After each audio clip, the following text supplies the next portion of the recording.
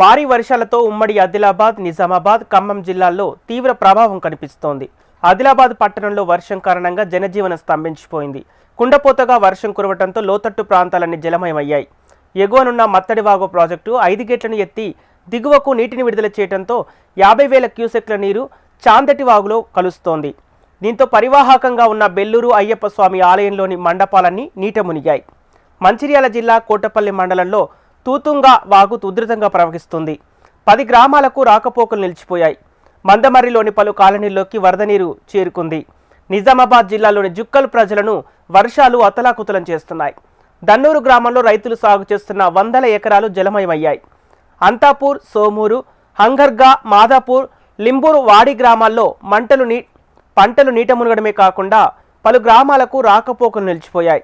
ఖమ్మం జిల్లాలో కురిసిన భారీ వర్షాల కారణంగా కొనిజర్ల మండలంలోని పగిడేరు వాగు ఉధృతంగా ప్రవహిస్తుంది.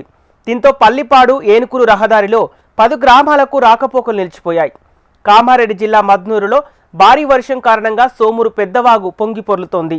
సోమూరు, అనంతపూర్ గ్రామాల మధ్య రాకపోకలు నిలిచిపోయాయి.